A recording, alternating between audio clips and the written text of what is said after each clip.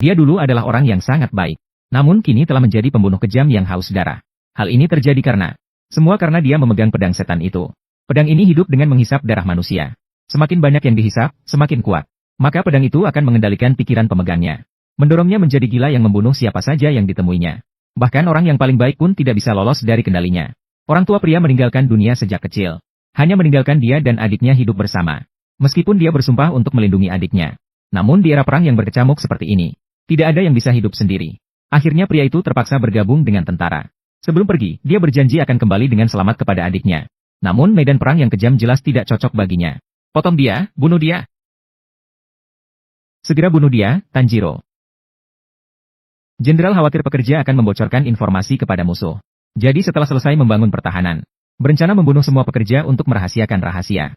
Pria baik tidak tega membunuh orang-orang tak bersalah ini. Maka dia berlutut memohon belas kasihan kepada jenderal. Namun jenderal sama sekali tidak memiliki belas kasihan. Lalu melemparkan kepadanya sebilah pedang kuno yang berkarat. Menyuruhnya bunuh diri jika tidak sanggup melakukannya. Hal ini membuat pria itu teringat janjinya dengan adik perempuannya. Maka dia terpaksa mengambil pedang kuno yang tergeletak di tanah. Tak disangka pria yang sebelumnya ragu-ragu. Setelah memegang gagang pedang, tiba-tiba seperti berubah menjadi orang lain. Dalam sekejap, dia membantai semua pekerja hingga habis. Pedang setan yang semula berkarat, menjadi semakin tajam setelah menyerap darah. Kekuatan juga menjadi semakin kuat. Kemauan pria mulai terkendali olehnya. Dahaga akan darah membuatnya tidak bisa berhenti. Hingga membunuh semua orang di kamp tentara. Mungkin masih ingat janji dengan adiknya. Pria itu terus berjalan menuju kampung halamannya. Terus membunuh para musafir yang ditemui di sepanjang jalan. Akhirnya bertemu dengan Dororo di hutan. Hyakimaru langsung melihat bahwa pria itu memiliki jiwa yang baik.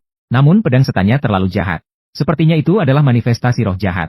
Setelah melewati pertarungan singkat, Hyakimaru memanfaatkan kesempatan untuk menjepit pedang setan dengan kaki palsunya. Kemudian memotongnya bersama dengan kaki palsunya. Cara serangan unik ini membuat pria itu terkejut. Untuk menghindari, ia tidak sengaja jatuh ke jurang.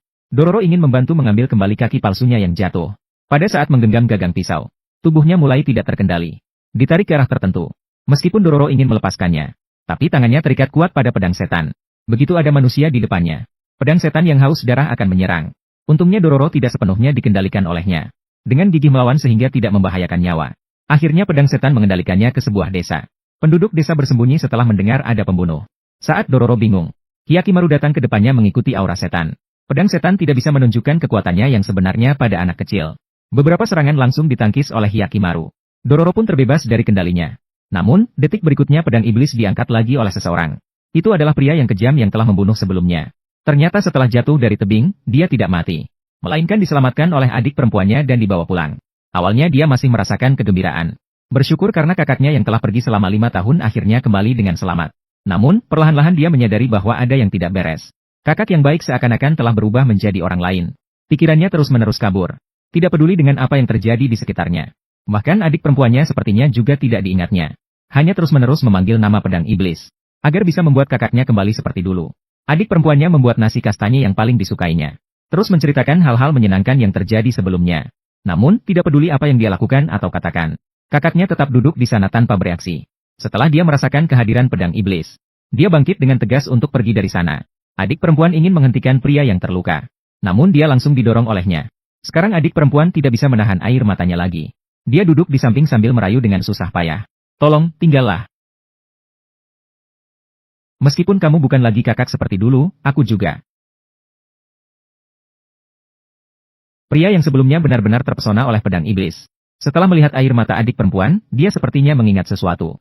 Setelah adik perempuan berhenti menangis perlahan, baru menyadari bahwa pria itu sudah menghilang. Hanya 2 burung bangau kertas yang tersisa di jendela. Adik perempuan baru menyadari bahwa kakak masih mengingatnya. Karena saat kecil setiap kali dia menangis, kakak akan melipat burung bangau kertas untuk menghiburnya. Maka dia segera mengejarnya keluar. Sementara itu, pria akhirnya mendapatkan kembali pedang iblis. Pisau ini telah menjadi bagian dari tubuhnya. Tak peduli seberapa jauh, akan selalu berada di sisinya. Namun, terluka membuatnya semakin tidak mampu melawan Baiguimaru.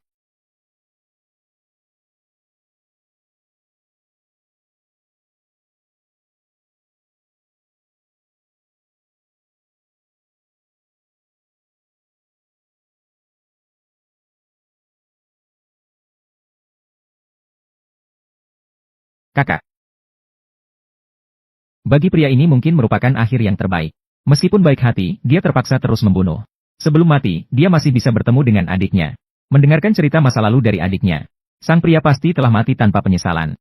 Maka setelah roboh, Dia justru menunjukkan ekspresi lega. Sementara itu, di dalam Hall of Hell, patung roh jahat retak lagi. Ayah Bai Guimaru juga menyadari sesuatu tidak beres.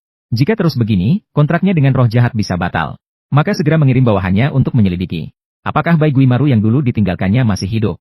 Setelah membunuh roh jahat yang berubah menjadi pedang setan, Bai Guimaru tiba-tiba mulai gemetar. Kemudian telinga palsu di wajahnya terlepas secara otomatis. Pembunuhan monster kali ini membuatnya mendapatkan kembali pendengarannya. Hanya saja suara pertama yang didengarnya adalah tangisan wanita yang menusuk hati.